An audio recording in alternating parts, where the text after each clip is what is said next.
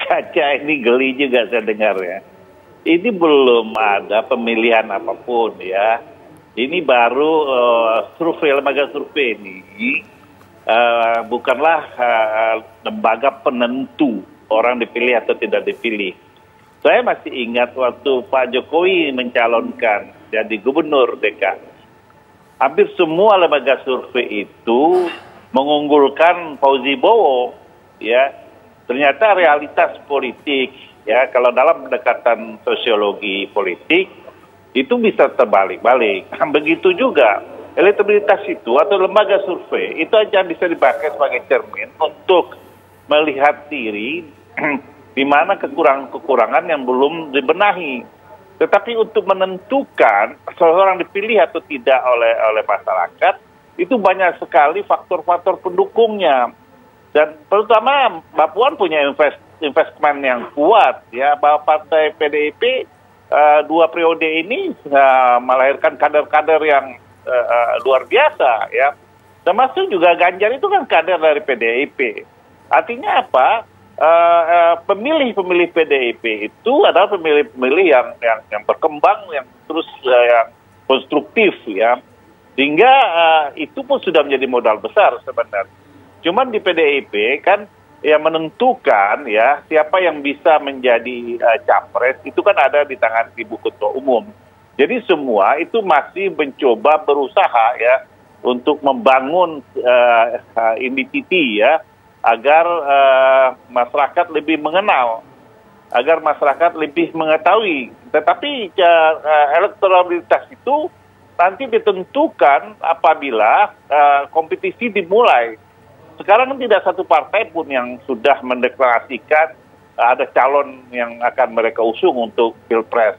Jadi ini akan bergulir, ya. Lembaga survei boleh saja mengeluarkan analisis, ya. Tetapi analisis itu bisa dipakai untuk cermin, membenahi apa yang kurang. Tetapi tidak bisa dijadikan guidance untuk menentukan bahwa ini dipilih atau tidak dipilih. Baik. Ya, jadi saya mengatakan masih banyak, ya, masih besar harapan, ya, bagi Mbak Puan untuk bisa menjadi presiden, ya.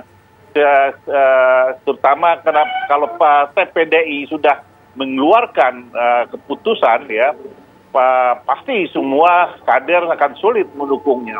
Nah, kita menunggu keputusan dari Ketua Umum, dan itu sudah menjadi modal besar buat calon dari PDI, dan itu telah teruji di 2 periode ini. Apalagi, ya, kalau ada kolaborasi dengan partai-partai yang lain, sehingga kekuatan itu menjadi besar, tidak hanya berdasarkan elektabilitas, tapi realitas pemilih itu akan semakin nyata. Itu yang perlu kita kasih red line, ya. Baik. Semua itu masih kalkulatif hipotesa, bukan real count, ya. Dan itu hanya jendela kecil, lembaga survei itu jendela kecil untuk melihat elektoral yang bukan juga penentu orang dipilih atau tidak. Ada kekuatan-kekuatan yang besar di luar itu yang unpredictable, ya, semua bisa terjadi. Nah, terus kedua, bahwa PDI itu punya regulasinya sendiri, punya aturan main, ya, siapa yang akan menjadi calon presiden maupun wakil presiden itu ada di tangan Ketua Umum. Itu mandat yang diberikan. Jadi yang saya ingin katakan bahwa kader PDIP itu lagi laris manis hari ini, ya, untuk diperebutkan, ya. Jadi kita mengatakan sebuah indikator kalau partainya bisa melahirkan kader-kader yang unggul, saya pikir sangat mudah bagi PDIP untuk memenangkan pertarungan dalam kompetisi Pilpres 2024.